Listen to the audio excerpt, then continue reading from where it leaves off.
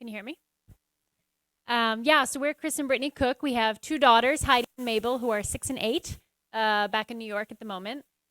One of which was born here as we were serving at East Bay Alliance Church in Oakland. So we are originally from the East Coast. We both grew up in South Jersey. And when we first got married about 12 years ago, Kris was an adjunct professor at Nyack College, which is one of our Alliance schools in the country. And we were so happy. We were living the dream, mentoring students. Kris was teaching, and we just felt like that was our forever. I had felt called to missions at a really young age, but to me, being at Nyack was a mission field. And then that door closed very quickly in our faces, and the Lord made it clear that we were not meant to stay there, and there was no path ahead of us to stay there.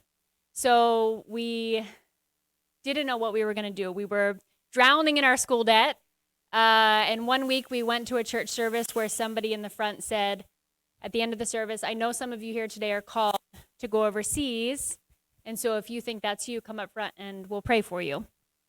Kris and I just looked at each other, and we just knew that we were two of those people. It was a seed the Lord had planted in our lives at different points between 8 years old and then when Kris was in seminary. And so we went up front, we were prayed for, and not long after, our hearts for Europe began to stir. So we moved to inner city Philadelphia, where we served at a church for 2 years. In this context, we had people that were former gang members, drug deals outside of our doorstep, homicides outside of our doorstep, and a very broken place, people living in poverty, and it was a very difficult reality. But we loved those people, and we thought maybe this is it. Maybe we'll just be in Philly forever. But again, the door closed, and we thought maybe France, maybe it was time to go, but the national office made it clear that we weren't ready yet, and that we should move further away from our home base and basically start over. That was really hard for us. We didn't know what to do. We loved the Alliance, but we just didn't know if maybe we weren't meant to stay on that path. So we prayed and we fasted, and the Lord made it clear that we were meant to submit to our authorities, keep moving forward, and just trust their leadership. And so we sent out our resumes around the country, and within less than 72 hours, we had 8 churches contact us from the Bay Area. And we were like, okay, thank you for the very clear sign.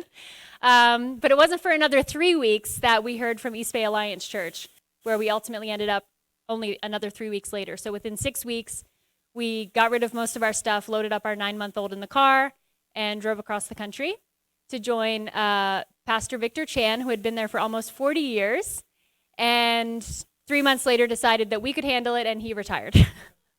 So we spent the following 3 years leading a Chinese Cantonese. No, we do not speak Mandarin. Thank you. If you had told me that I had in Philly that someday I would be homesick for Chinese Americans and second-gen Chinese and Asian Americans in general in the Bay Area, I would have thought you were crazy.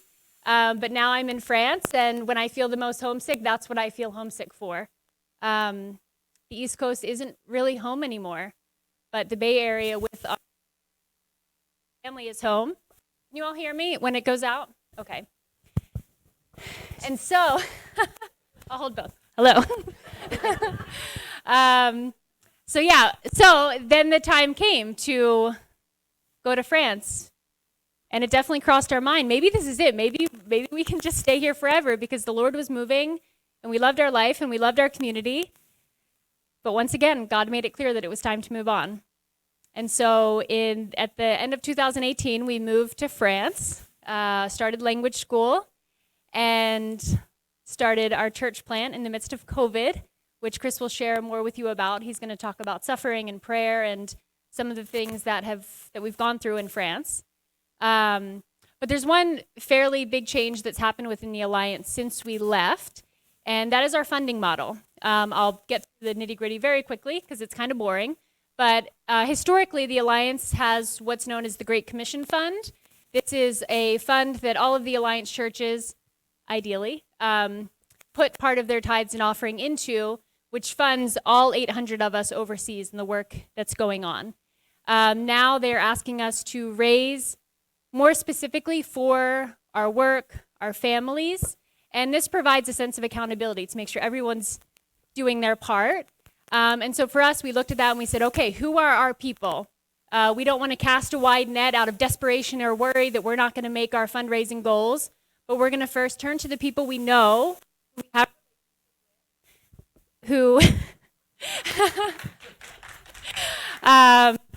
who live out the gospel the way that we live out the gospel and do church the way that we do church. Something I was sharing with Pastor Ted was that the beauty of this for us is that we don't want to rely on churches who don't know us on our worst days. Because when we're having our worst days in France, we're reminded that even the people know us at our worst, they have our back. And it's thanks to them that the ministry exists in France. And that our family can be there loving people and providing access to Jesus in a way that they don't necessarily have. And so if you're interested in that type of partnership, your leadership will be talking about it. And Kris will share more about specifically what we do in France and why we love the people there so much. Guess what? Wait, which one? 4 years into being in France, we had to come back on our home assignment. And as the theme has gone from what I've shared, we didn't want to leave there either. We were not ready to come back to the U.S. Because now our hearts are also there. And so we have a really special, unique kind of life. I know many of you here know what it's like to leave your homeland for another place. Sometimes there's excitement, sometimes it's scary, sometimes it's just downright hard. But Jesus, right? And so I love communities like yours where we have a sense of knowing of what it's like to go to a different place and maybe offer a perspective of Jesus that the locals don't have. It's something really special, and having churches like yours have our back is something that means the world to us. So thank you. Let's see if I have better luck than my lovely wife. She is very good at rolling with the punches. You couldn't do our job without having a little bit of flexibility. And so I love seeing that grace and poise under pressure. It makes me happy that I said, "Would you please marry me?" like 13 years ago. A good decision to make.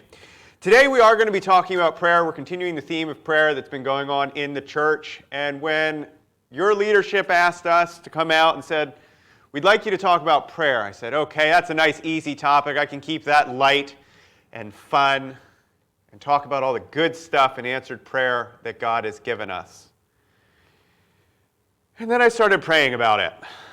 And I said, "Lord, what is it that you want to share?" He didn't take me that direction. Instead, he said, "You need to talk about how you pray in suffering, because the world is full of it, and there aren't enough of us willing to talk about it."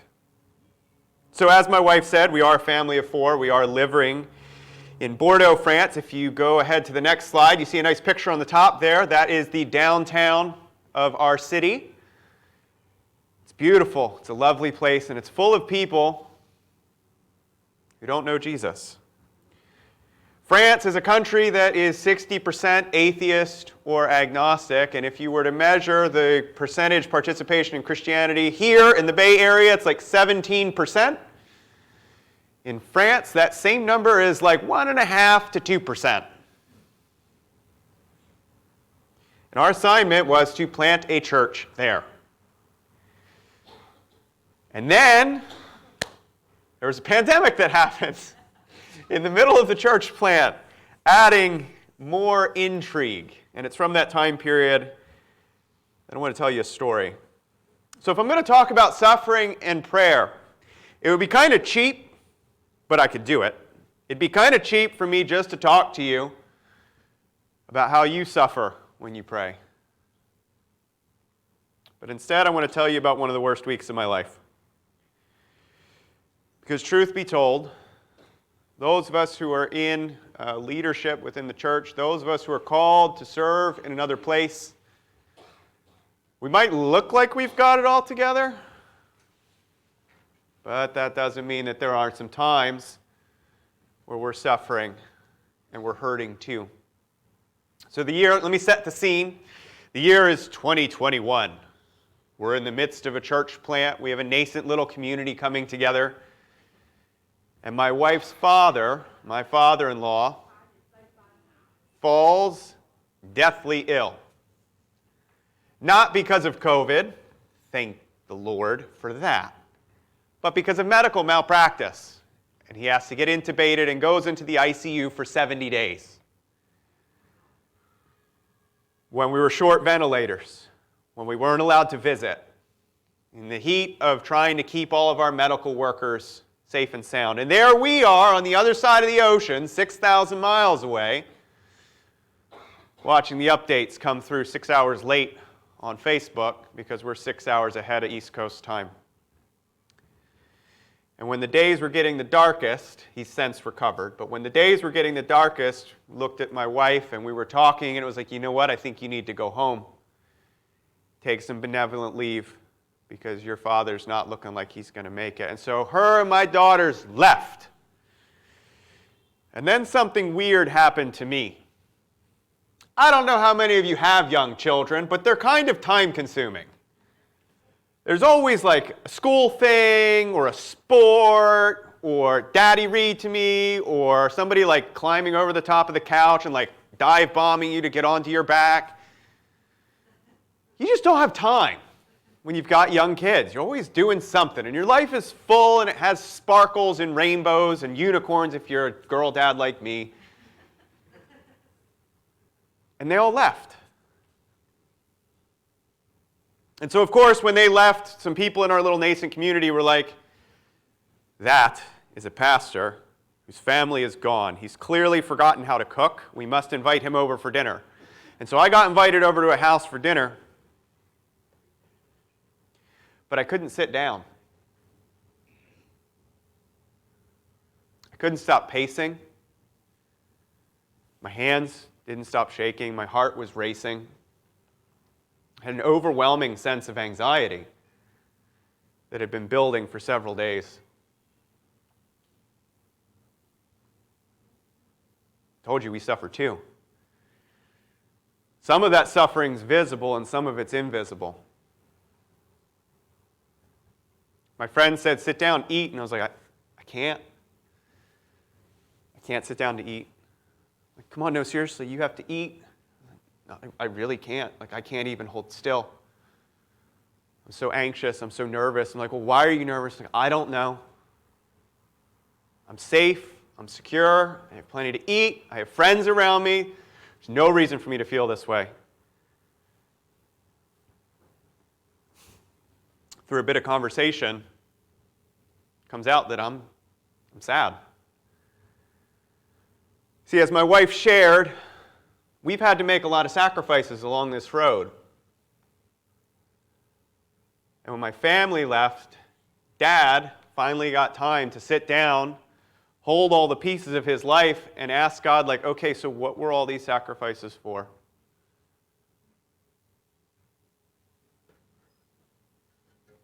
Now, I don't know about you, but French people do not like emotions. And so despite the fact that these were my friends, it became very evident that I was going to start to cry. And they were like, ooh, no, you are not going to do that here. Like, what do you mean? Like, we can't handle your sadness. We just can't. Culturally, we can't do it. You need to go home. So I went home. And I cried in my room by myself for 4 hours. If we didn't have 18-inch concrete walls going around our little apartment, I think the neighbors would have called the cops because it sounded like somebody was killing me. Here's the thing. In the midst of that suffering, in the midst of that sadness, in the midst of all the chaos that was going on in my life, something happened. I still, to this day, like, the words don't really work, if you know what I mean. Like, sometimes a thing happens to you, and you can't quite get it into language that's helpful. I've tried now twice today. I've failed both times. I'll try again today, or at this point today, and see if it works any better this time. But in that moment, as I am crying my eyes out to God and saying, for the first time in my entire life, these sacrifices hurt me. Leaving my family hurt. Leaving my friends hurt. Leaving my Chinese church in California hurt. God, I'm sad. Jesus held me in that moment. He joined me in my sorrow. I was expecting him to do the thing that we Christians do to each other all the time, like, don't worry, I've got a plan for you. But instead of reproach, my God just held me and joined me in my suffering. I don't know what that means, but I know that moment was holy. And the second thing I know is that my anxiety disappeared. It still comes back from time to time, and Jesus taps me on the shoulder and says, hey, pal, remember who I am. Remember that I'm with you.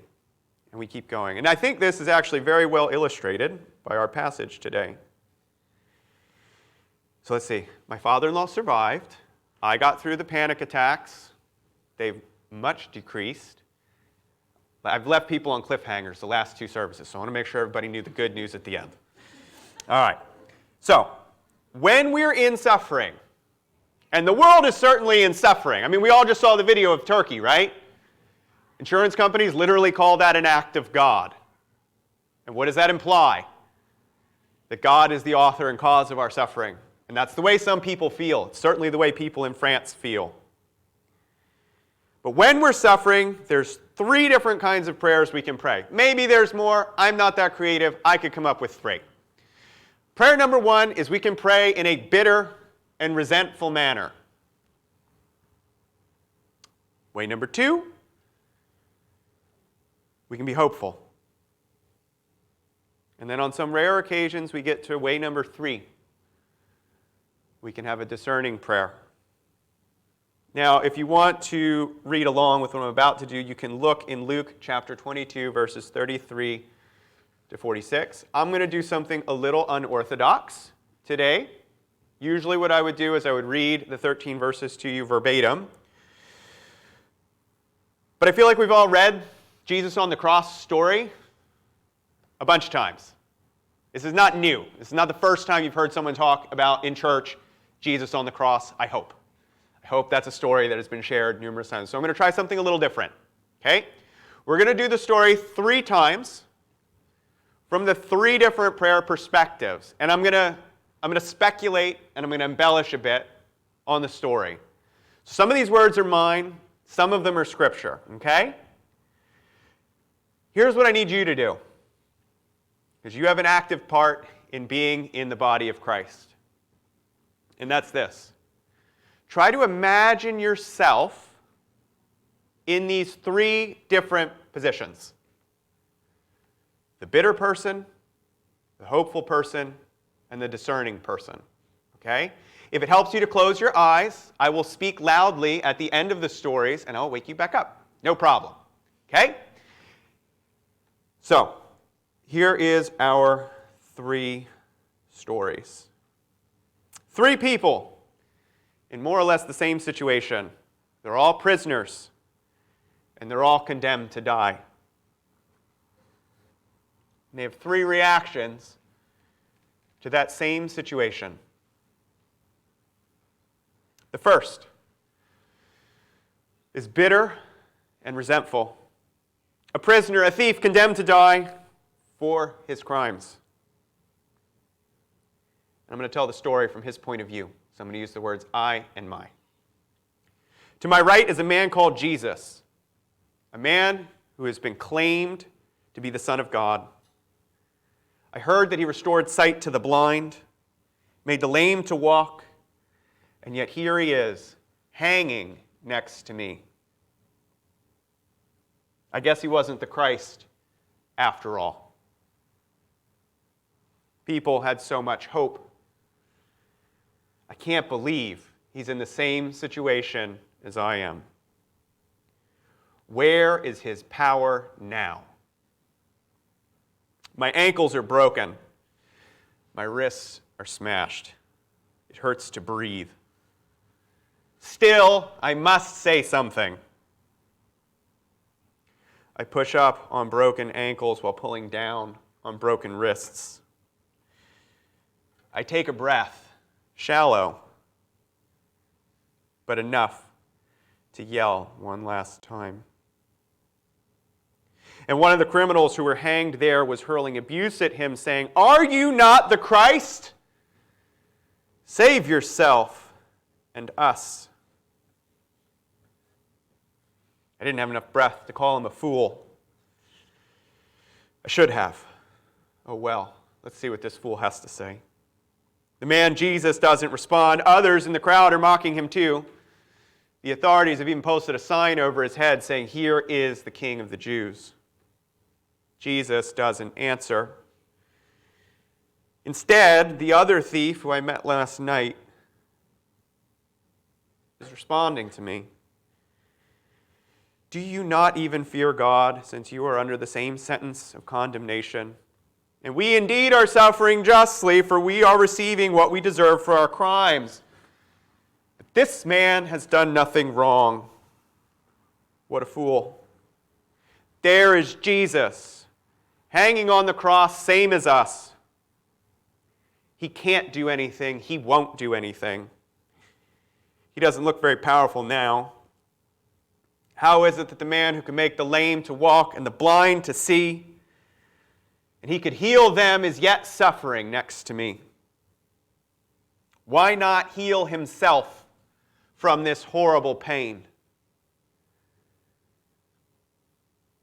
Those two are still talking. What was that? And the other prisoner was saying, "Jesus, remember me when you come into your kingdom." And he said to him, "Truly I say to you, today you'll be with me in paradise." What fools! What kingdom could Jesus have but one of blood and pain? Can't be long now. Hours pass and no one has spoken.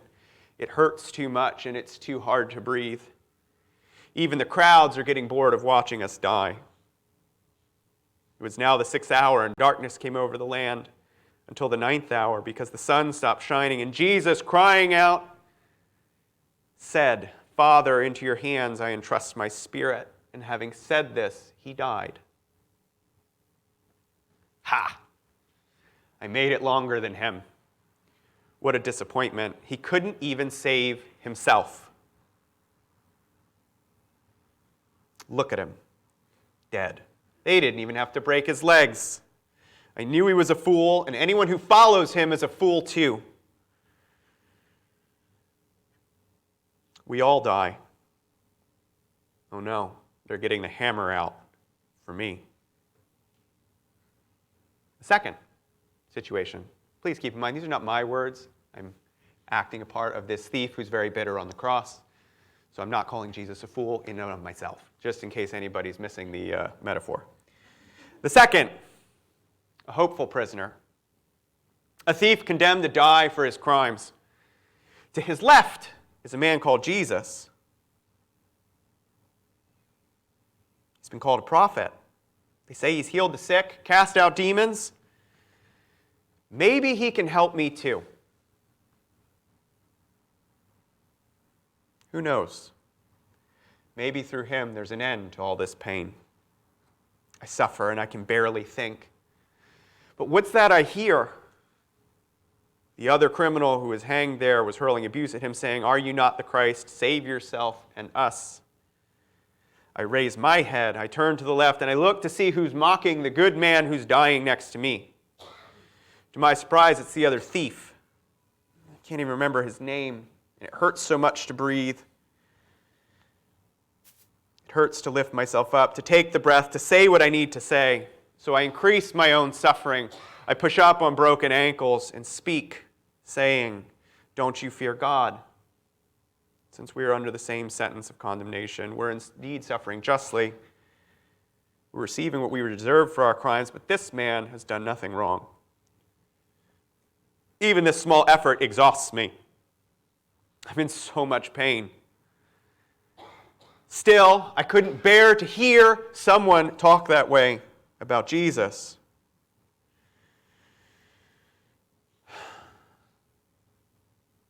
I slump back down against my cross. I'm going to die here. And it hurts. But I still have one more thing to say. And so he says, Jesus, remember me when you come in to your kingdom. I doubt he heard me. And the thought that I look like he does in this moment is almost too much to bear. And Jesus responds, truly I say to you, today you'll be with me in paradise. What's that? I sure hope so.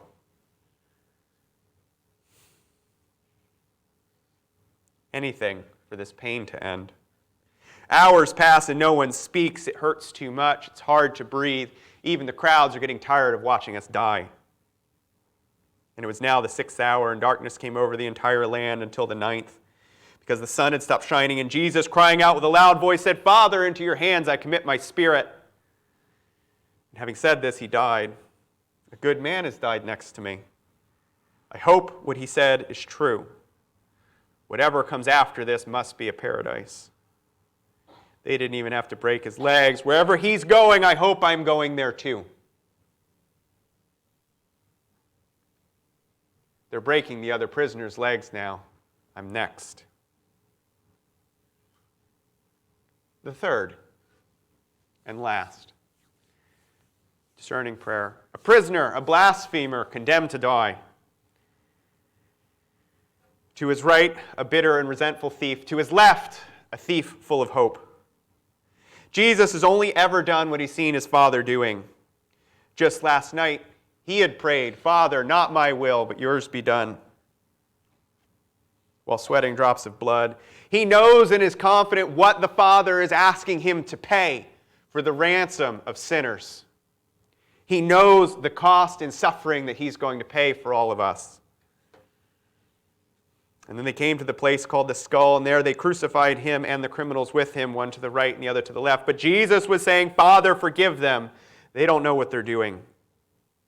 Jesus knows exactly what the Father is doing. They do not. They'll need forgiveness for what it is they do to him, because the suffering they are inflicting on him is working out a peculiar glory, one that's never been seen before.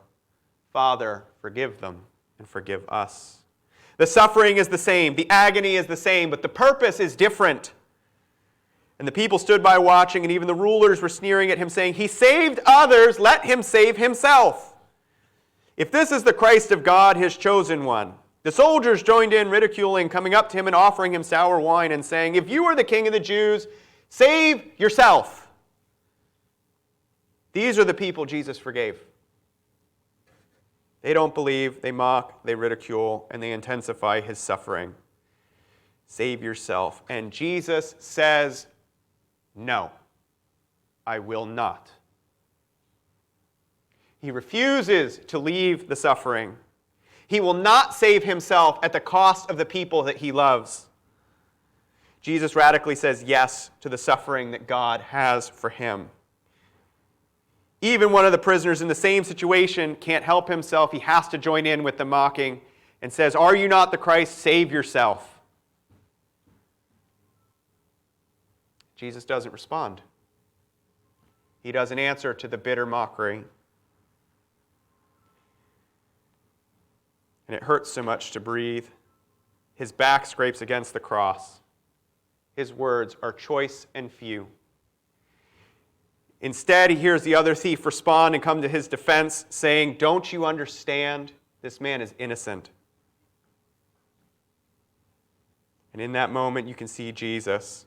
My Father's been working in that one. My Father's been calling that one. What a joy. My sheep isn't suffering on this hill alone. Jesus, remember me when you come into your kingdom. Jesus sees the Father at work. He knows he has to respond, even though it's painful. He knows that he must say something to this lost sheep newly found. So he pushes up on his broken feet, drags down on his broken wrists, breathes, and says to him, Truly, today you will be with me in paradise. Jesus sags back down onto the cross where he will die. Hours pass, breath by agonized breath. And it was the 6th hour, and darkness comes until the 9th. The sun stops shining. The veil of the temple is torn. And Jesus, crying out with a loud voice, says, "Father, into your hands I commit my spirit." And having said this, he died. The end of the three stories is the same. He died. No one is spared the death that day. No one is miraculously healed. And all three prayed in their suffering. Now, I know that was a little weird. Thank you for indulging me. This is a practice that I found that really has revivified my reading of Scripture, to take a piece of Scripture and read it multiple times through, put myself in different positions, and then see, okay, Lord, what's going on here? And so for our first bit in verse 35, we have our bitter responses. And there are several people that have bitter responses in this story. And the people stood by watching. He saved others. Let him save himself. Now this makes sense. This is normal, right? Because these are the people that have been listening to Jesus in the temple courts. These are the people that have been listening to Jesus in Jerusalem. They're thinking, I was there last week when we were saying, Hosanna, Hosanna in the highest. This is the Messiah come to set us free. But Messiah is not supposed to suffer and die.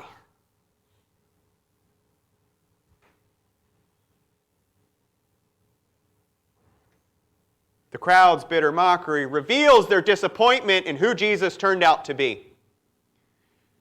It reveals something about the people in that crowd.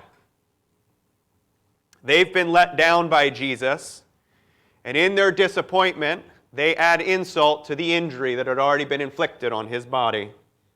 And this is normal. This is people acting like people. And lest we think that we somehow would be miraculously different, there is a solid chance that our voice would have been there, crying out from the crowd, feeling that same disappointment because Jesus didn't do exactly what we expected him to do.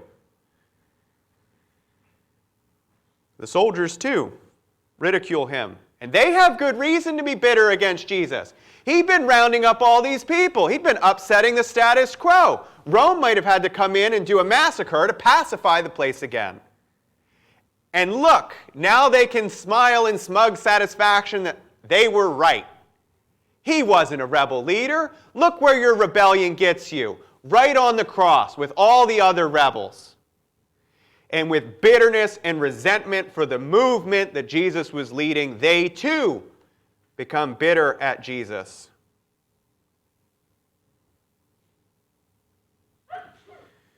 God bless you. And it doesn't stop there.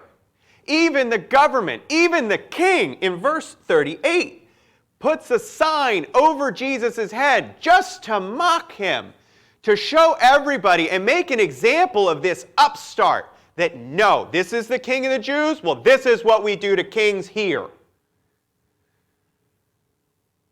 And with bitterness for the decision that was forced on him by the silence of Jesus at his trial, Pilate writes the words, "Behold the King of the Jews." He says, "I have written what I have written. How dare he?"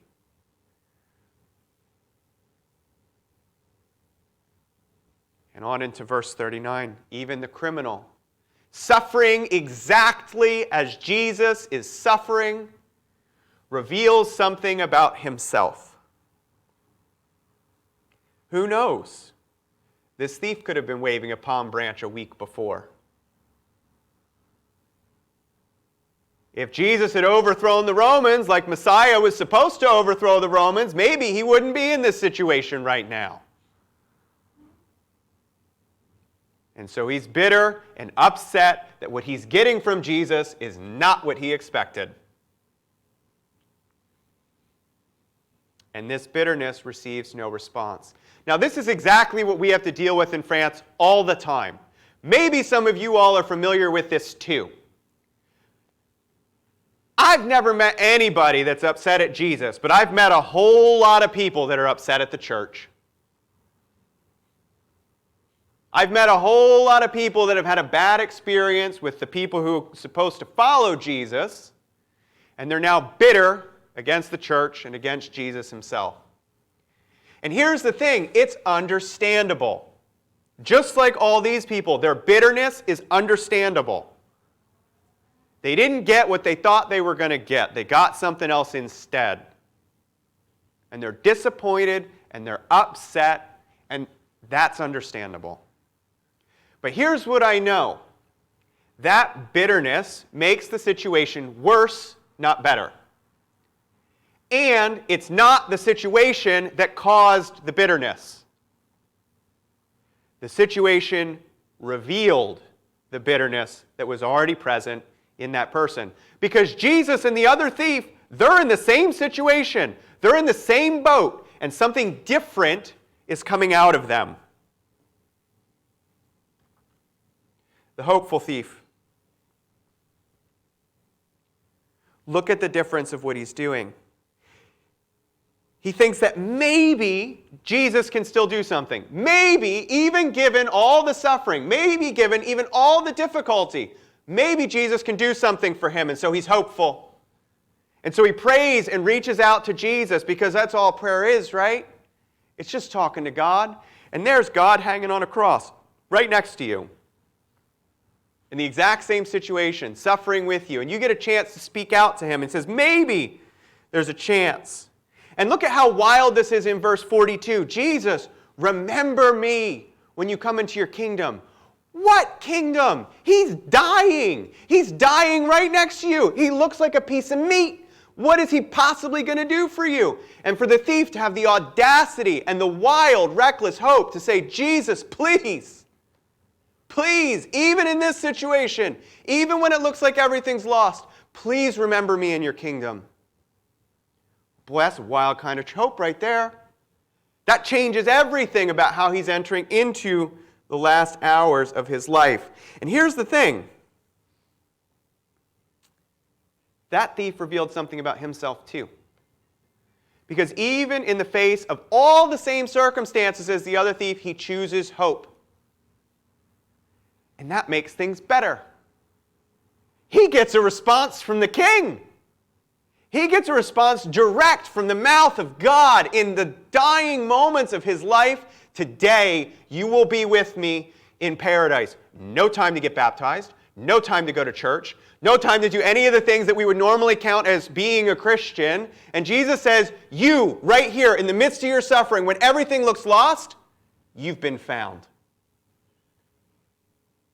Truly, I say to you, you will be with me in paradise. The thief who is hopeful, authentic, and strives to believe in Jesus, strives to see that maybe there's something else possible here, gets a response in the midst of his suffering. But here's the part that should make you angry, or maybe it just makes me angry. Fair. Fair if I'm just the only one that's angry at this. The response is not an end to that thief's suffering, is it? Because a lot of times when I pray, that's what I'm praying for. I have chronic pain. I've had chronic pain since I was 22. Do you know how many times I've prayed for God to take my chronic pain from me? More times than I can count. I've had windows, I've had moments where the Lord's healing shows up in my life, and I have a few months, they're glorious. And then I have normal time, where I'm in chronic pain. I shared with you earlier, I also get panic attacks. That's a thing, apparently, that you can develop later in life. That's great. Do you know how many times I've prayed for God to take those from me completely? And I've had moments and I've had windows where the Lord brings healing in for a time, and life is good. But Jesus doesn't take this thief out of his pain. He doesn't take him out of his suffering. Instead, the response is suffering with Jesus. That you're not alone in it. And I don't understand that. Just like I don't understand Jesus holding me, I don't understand that. Because in my limited perspective, not having back pain would be an improvement, and Jesus is constant. Well, you'll have some time of relief and you'll have some time of not relief. It's very frustrating to me. Because it's part of my lived experience. But there's this great poem that I love. It's the bottom of the slide. This is like a life changer for me. The cure for pain is in the pain. So it's there that you'll find me. Until again I forget And again, he reminds me, the cure for the pain is in the pain. Because Jesus is there with us. When I see those scenes from Turkey and little children being pulled out of the rubble, my heart soars. I leap for joy. I'm so excited that there's another chance, that there's hope. And I know that my Jesus is in the hole with them. And we are the only God who claims to have suffered as we have suffered. The only God who knows what it is to be in a human body that is broken.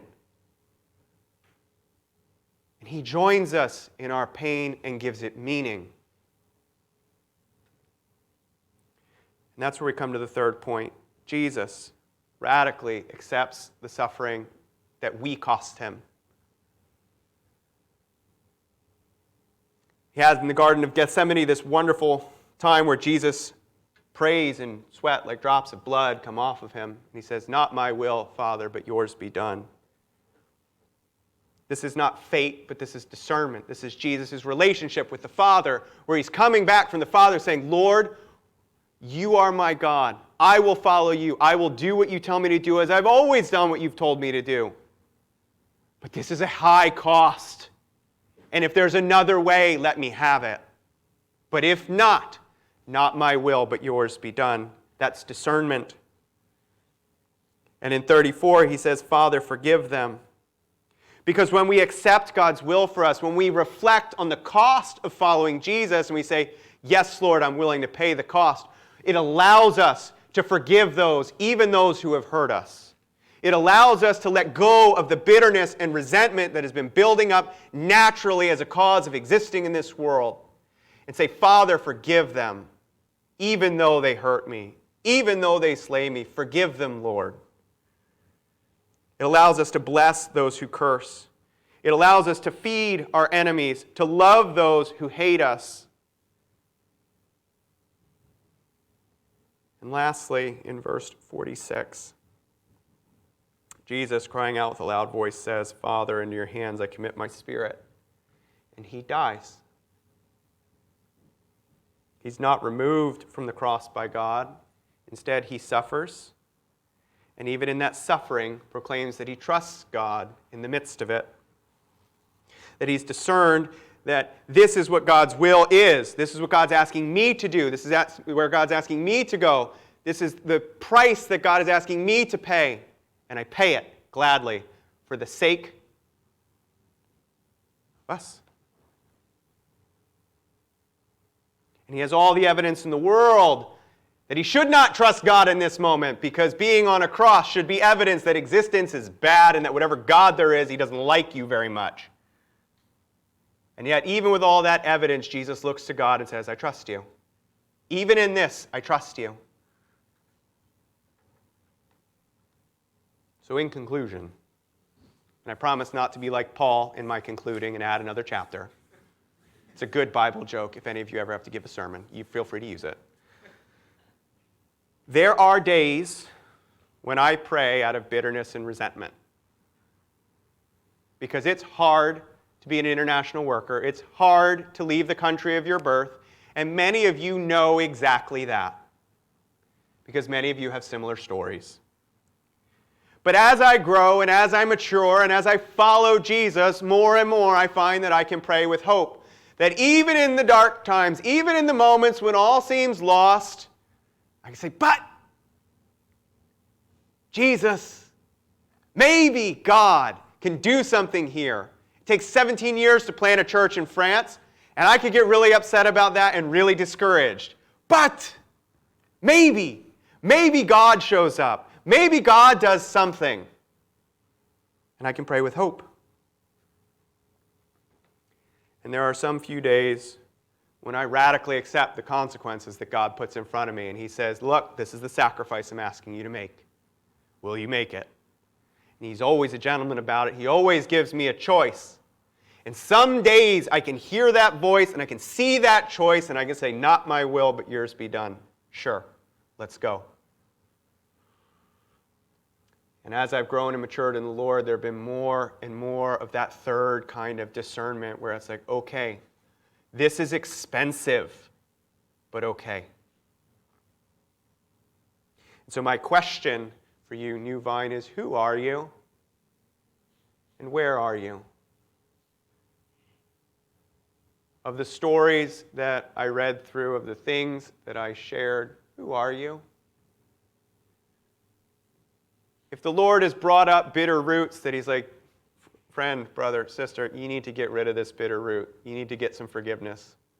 I'm sure there's elders in this church that'll happily pray with you. Shoot, I don't have anywhere to be later. I'll stick around and I'll pray with you too.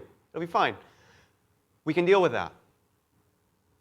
Or if you're in the midst of suffering and there's something that God's asking you to sacrifice and there's a cost that you have to pay, pray into that too. The only one that can answer that question is you. As we come to a close, I just want to bless you because I think God's calling you to do something. And so if we could go to the last slide, and you can stand because I've yammered on plenty long, and I'll pray a blessing over you, and then I'll hand it back over to the leadership here to do what they're going to do. Now you can just put your hands out like this to receive. May the peace of the Lord Christ go with you wherever he may send you. May he guide you through the wilderness and protect you through the storm.